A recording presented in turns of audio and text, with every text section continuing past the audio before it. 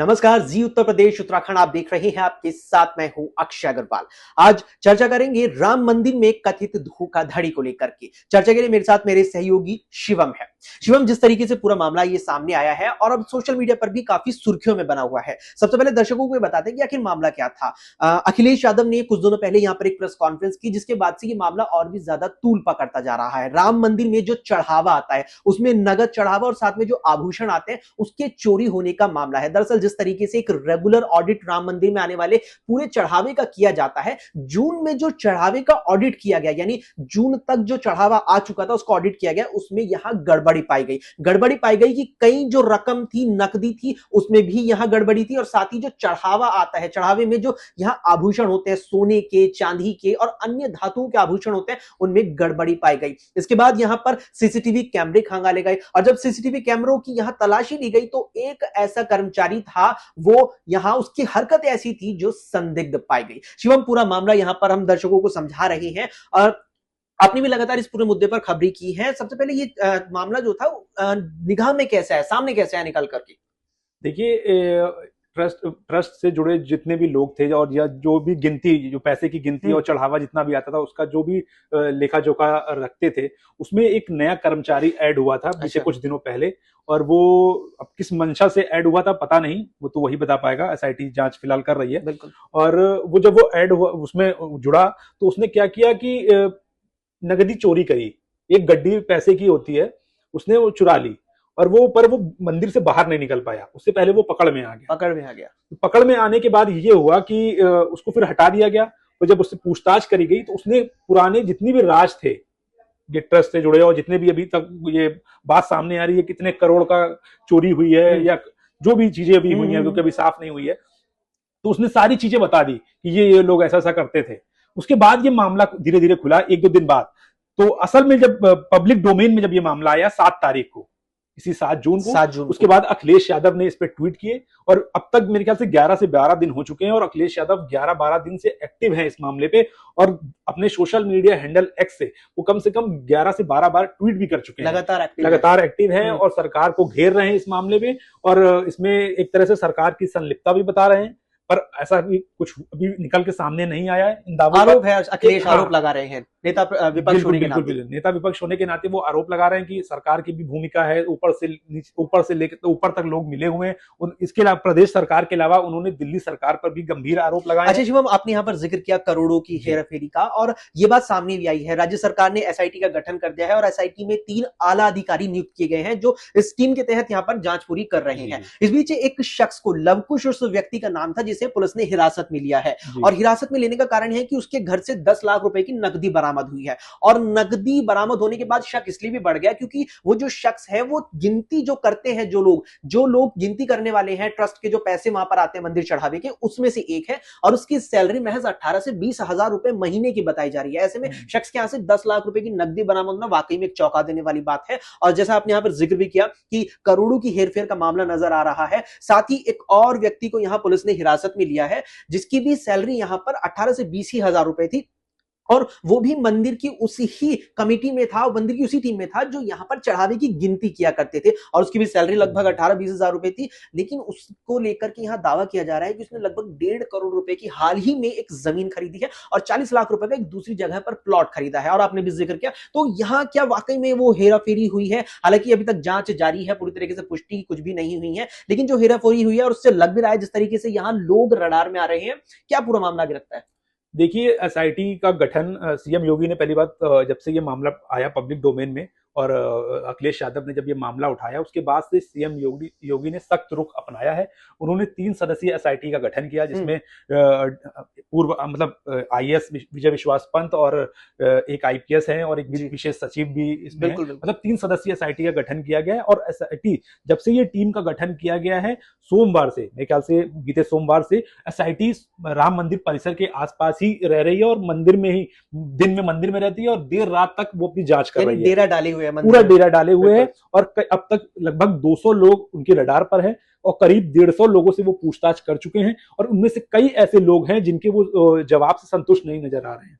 और ये जरूरी नहीं है कि सिर्फ अभी ऐसा नहीं है कि सिर्फ एक ही बार पूछताछ हुई है। जो रडार पर हैं, जिनके सवाल से वो संतुष्ट नहीं है, उनसे वो 2-3 बार पूछताछ कर चुके हैं और आगे भी पूछताछ जारी रहेगी, आगे भी पूछताछ जारी रहेगी। और उनको मतलब सख्त हिदायत दी गई है कि आप कहीं भी जाएंगे नहीं, जब भी उनको जरूरत पड़ेगी एसआईटी को, वो कभी भी बुला के पूछताछ कर सकते हैं। बाकी एसआईटी ने 5 लोगों को हिरासत में लिया है, और भी जो भी जांच एजेंसी या वहां का पुलिस प्रशासन जांच कर रहा हो अपने स्तर से, उन्होंने 5 लोगों को हिरासत में लिया है, जो ट्रस्ट से जुड़े थे और ट्रस्ट में जो गिनती करते थे और उससे जुड़े लोग थे। उसके अलावा रामशंकर यादव, जो नाम अभी तक सबसे ज्यादा चर्चा में बना हुआ है, उनका ट्रस्ट के महासचिव चंपत राय के निजी ड्राइवर रहे हैं, और ट्रस्ट में बाकी काफी समय से, काफी सालों से काम कर रहे हैं मंदिर परिसर में। और उन पर गंभीर आरोप लगे हैं। उन पर ये ऐसा आरोप है कि 50 करोड़ की उन्होंने जमीन खरीदी है, और कई लग्जरी गाड़ियां, 4 से 5 लग्जरी गाड़ियां उनके पास है। और एक समय ऐसा बताया, उपाधि अभी भी ड्राइवर की है, ड्राइवर की भी है, और ट्रस्ट में काम भी करते थे। मतलब वो 2 नौकरी करते थे, 2 नौकरी, एक करोड़ों की संपत्ति बना चुके हैं। एक चंपत राय की ड्राइवर थे, दूसरा वो उनसे कनेक्शन था उनका अच्छा, तो चंपत राय से, तो उन्होंने अपनी ट्रस्ट में भी नौकरी लगवा ली थी। और वो ऐसा अभी 2 दिन पहले उन्होंने वीडियो रिलीज किया। अच्छा। काफी सवाल उठे रामशंकर यादव उस टिग्नू यादव पे, तो उन्होंने जवाब भी दिया वीडियो जारी करके कि मैं मतलब विश्व हिंदू परिषद से 1993 से राम मंदिर से जुड़ा रहा, मैं आज का नहीं हूँ। और उन्होंने मकान जो 50 करोड़ सफाई दी, अपनी सफाई जारी की, और उन्होंने ये भी कहा है कि जिस 50 करोड़ की जमीन और मकान की मेरी बात हो रही है, और गाड़ियों की, लग्जरी गाड़ियों की बात हो रही है, वो मैंने ऑटो चलाकर कमाया है। और ये जो पैसे हैं काम करके, मेहनत करके, ट्रस्ट में जुड़ के जो भी सैलरी आती है, उसको जोड़ जाड़ के, मेल नहीं खा रहा कि ऑटो चला के आप 50 करोड़ की संपत्ति बना ले रहे हैं। उनके क्लियर करने के बाद भी अभी भी क्लियर नहीं हो रहा है, क्योंकि एक आम आदमी, आप सोचो, पूरी लाइफ कमाता है 50 करोड़ पे, 1 करोड़ नहीं जोड़ पाता है, वो 50 करोड़ की जमीन लेके बैठे। बिल्कुल। तो सबसे ज्यादा संदेह घेरे में यही है। और फिलहाल ये और इनकी वाइफ, मतलब इनकी वाइफ ने भी इनका बचाव किया, रामशंकर यादव का। उन्होंने भी एक मीडिया चैनल से बात करते हुए सफाई दी है कि मेरे पति निर्दोष हैं और ऐसा कुछ भी नहीं है, हम लोगों ने मेहनत करके पैसा जोड़ के कमाया है। और इसके अलावा अगर बात करें, पर एसआईटी जो है बहुत तेजी से जांच कर रही है, और अब तक कई लोग हिरासत में हैं, जिनकी आपने बात करी, लवकुश मिश्रा, जिनके हिरासत में लिए जा चुके हैं। 10 लाख रुपए कैश मिले जिनके घर से, और करोड़ों की जमीन खरीदने की बात भी सामने आई है। उसके अलावा एक सबसे बड़ी बात, लवकुश मिश्रा जब सबसे पहले काम कर रहे थे, उन्होंने अपने साले को भी इसमें लगवाया हुआ था ट्रस्ट में। कुछ समय बाद या कुछ साल, 1 आध साल बाद, उन्होंने अपने साले को भी लगवा लिया था उसमें ट्रस्ट में। आप सोचिए कि उन्होंने लगवाया, वो साला जो था उनका, वो मैकेनिक्स का काम किया करता था, और फिर मंदिर ट्रस्ट में आ गया। चाहे वो बाइक रिपेयरिंग करता हो या कार रिपेयरिंग करता हो, कुछ भी मैकेनिक था वो। और वो समझ लीजिए उसकी बहुत ज्यादा सैलरी नहीं थी उस समय, और वो ट्रस्ट में आया 15-20 हजार की लगभग, ऐसा ही होगी। और उसके बाद वो आया तो उसने लगभग 1-1.5 करोड़ की जमीन खरीद लिया। कमाल है। तो सबसे बड़ी बात यही है। तो ये सब जो 4-5 लोग हैं, ये पुलिस हिरासत में है, और सबसे ज्यादा इन्हीं से ही पूछताछ हो रही है। अच्छा शिवम, आपने यहाँ पर जिक्र किया रामशरण यादव का, यहाँ पर रामशंकर यादव का, माफ कीजिएगा, यहाँ चंपत राय के बेहद करीबी भी रहे हैं, केवल उनके ड्राइवर तक नहीं, और करोड़ों की संपत्ति उनकी अब निगाह में आ चुकी है। चर्चा यहाँ पर इस बात की भी है, ये भी बातें निकल करके सामने आ रही है, क्योंकि एसआईटी की जांच शुरू हो चुकी है, और अब मामला लगातार ही तूल पकड़ता जा रहा है कि रामशंकर यादव वो शख्स था जिसकी मंदिर में आवाजाही बहुत ज्यादा थी, और उसकी वहां तलाशी कभी भी ली नहीं जाती थी। अगर वो मंदिर में एंट्री कर रहा है या मंदिर से बाहर आ रहा है, तो तलाशी नहीं ली जाती थी बाहर। इस वक्त मुझे लगता है जितने दर्शक हमारी वीडियो देखेंगे, वो भी खान सर से ज्यादा परिचित होंगे। खान सर की जो पॉपुलैरिटी है, वो यूपी, बिहार, दिल्ली तक, और दिल्ली के जो भी नेता हैं, बड़े नेता, वो टीवी शोज में भी अपीयर हुए हैं खान सर, बड़े टीवी शोज में गए हैं, उनको लोग जानते हैं, बहुत पॉपुलर हैं। तो एक तरह से जो उनके संबंध हैं लोगों से, बड़े लोगों से संबंध है, वो भी है, क्योंकि इस वजह से पुलिस भी बहुत फूक के कदम रख रही है। बिल्कुल। और समझ रहे हैं आप, गिरफ्तारी, एफआईआर करना और तुरंत गिरफ्तार करना इतना आसान नहीं है खान सर के लिए, इसलिए पुलिस बहुत फूक के कदम रख रही है। और एक तरफ रोशन आनंद पुलिस पर दबाव डाल रहे हैं कि उन्हें न्याय मिलना चाहिए। और खान सर ने जब उन पर आरोप लगा कि उन्होंने हत्या करवाई है, रोशन आनंद ने साफ जब कहा कि हत्या करवाई, खान सर ने वीडियो जारी करा और सहानुभूति दिखाई कि उन्होंने ऐसा कुछ भी नहीं किया है।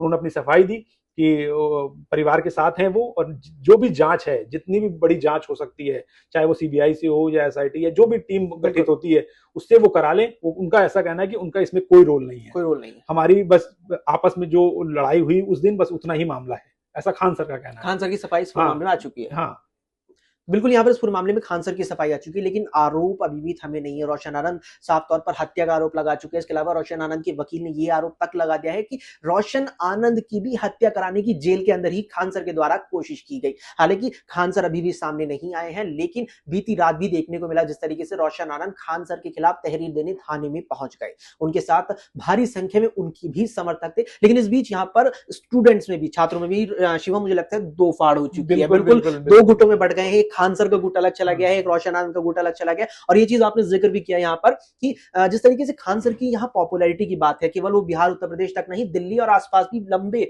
इलाके में वो फैली हुई इनकी पॉपुलैरिटी। और उसका असर ये भी देखने को मिला कि केवल उनसे पढ़ चुके या पढ़ रहे छात्र ही नहीं, बल्कि सोशल मीडिया पर भी यहाँ बिल्कुल दो फाड़ छात्रों में हो चुकी है। सोशल मीडिया पे भी हो चुकी है और जमीन पर भी हो चुकी है। बिल्कुल बिल्कुल। आप देखिए, अगर आप ऐसे आम बोलचाल में अगर कहीं जिक्र कर दे, कहीं पब्लिक प्लेस में अगर आप जिक्र कर दे, तो वहां पे भी दो फाड़ हो जाएगा। दो फाड़ हो जाएगा, सही कह रहे हैं। बिल्कुल राजनीतिक मुद्दे की तरह। एक तरफ रोशन आनंद के भाई की मौत हुई है, किसी के भाई की मौत होना तो वैसे भी सहानुभूति होती है कि लोगों की भाई किसी का भाई मर गया है।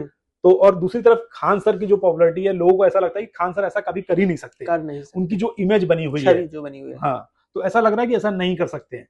तो इसी वजह से दोनों तरफ सोशल मीडिया पे भी, जमीन पे भी दो फाड़ मची हुई है। कई लोग कह रहे हैं कि ऐसा कभी करेंगे नहीं खान सर, उनको पूरा विश्वास है, खान सर ऐसे उनके हैं नहीं। क्योंकि आप जबकि हम लोग जितने भी वीडियो बना रहे हैं अपने चैनल से, जितनी भी सूचना दे रहे हैं, लोगों को पहुंचा रहे हैं लोगों तक, उसमें भी देखिए आप कमेंट सेक्शन में कई बार लड़ जा रहे हैं आपस में। बिल्कुल बिल्कुल, लोग लड़ जा रहे हैं, वहीं पर लड़ने को तैयार हैं। बिल्कुल। तो ये अब मतलब अब मामला ये है कि जब पोस्टमार्टम रिपोर्ट आएगी और पता चलेगा कि ये प्रिंस यादव की मौत कैसे हुई, तभी बहुत चीजें क्लियर हो पाएंगी।